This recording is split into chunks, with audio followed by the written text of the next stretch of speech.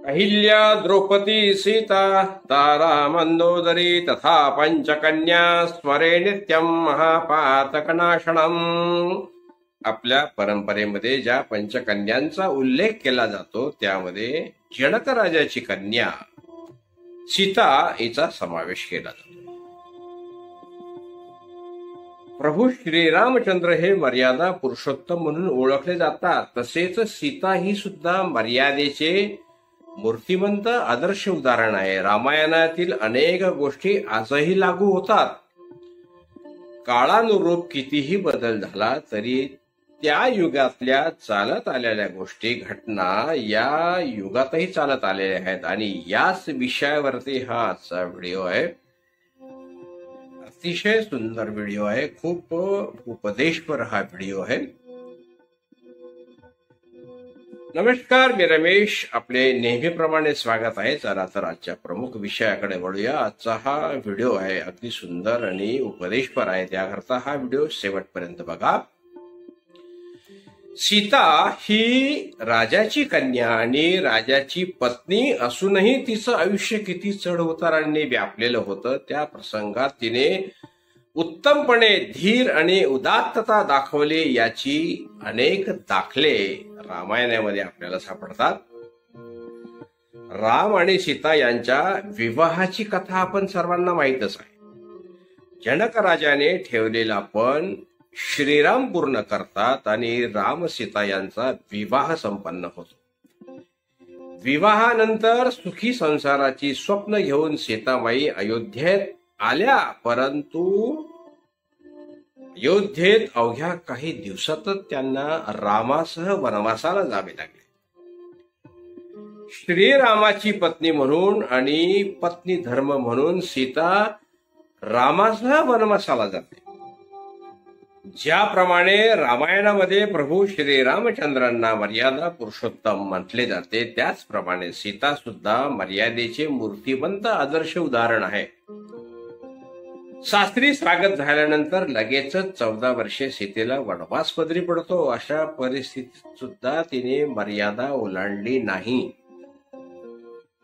वनवास पदरी पडल्यानंतर सीतेने आपल्या सासरच्या मंडळींना कधीही बोल लावले नाहीत, तर सीतेच्या माहेरच्यांनी सुद्धा कधीही बोल लावले नाहीत।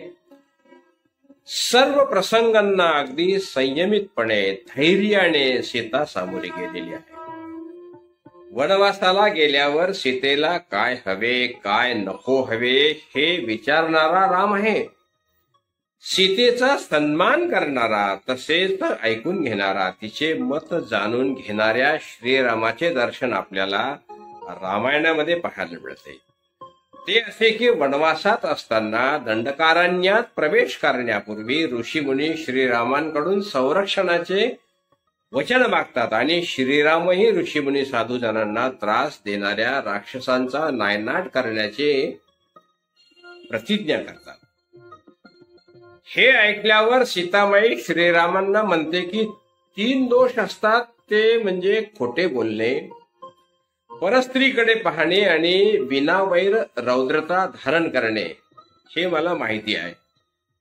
पहिले 2 दोष जे आहेत ते तुम्ही कधीही करणार नाहीत याची मला खात्री आहे, परंतु तिसऱ्या दोषाची मला धास्ती वाटते, कारण वैर नसताना रौद्ररूप घेणे हे दोष माणसाला खाली आणतो आणि हा दोष तुम्ही काही या ठिकाणी स्वतःवर ओढून घेणार नाही।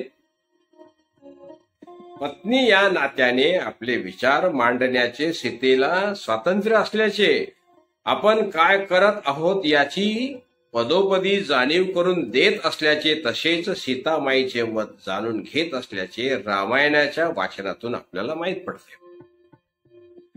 आपल्यासाठी व आपल्या जबाबदारीवर सीता वनवासात आली। तिचे सदैव रक्षण करण्याचे वचन आपण घरच्यांना दिले आहे, असे असतानाही रावण सीतेचे हरण करतो। अशा वेळी श्रीरामांची खूप वाईट अवस्था होते। अशा वेळी धैर्यवान संयमी राम क्षणार्धात बलहीन होतो, मात्र सीतेचा शोध घेतो व रावणाचा वध करून सीतेला सोडवतो। या ठिकाणी हेच सांगावेसे वाटते की मनुष्य रूपात जन्म घेतल्यावर मानवाचे भोग हे देवालाही चुकले नाहीत. काय? मानवाचा जन्म घेतल्यानंतर मानवाचे जे भोग असतात ते देवांना सुद्धा चुकले नाहीत. तर तुम्ही आम्ही कोण? या ठिकाणी आणखी एक गोष्ट लक्षात घेण्यासारखी बाब आहे, ती म्हणजे एवढे सगळे रामायण घडूनही सासरच्या मंडळीकडून इतके सगळे भोगावे लागूनही सीतेने अवाक्षर काढले नाही.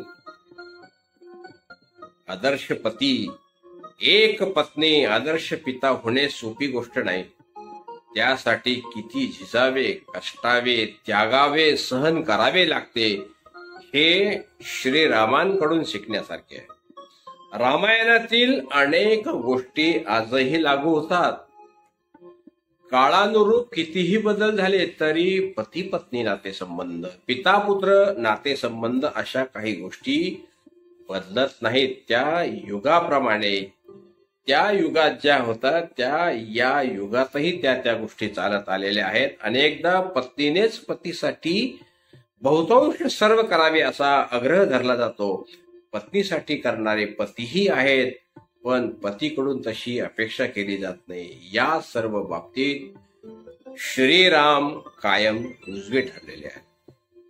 असा हा अतिशय सुंदर विषय आहे. पुन्हा भेटूया नवीन विषय घेऊन. तोपर्यंत नमस्कार, धन्यवाद.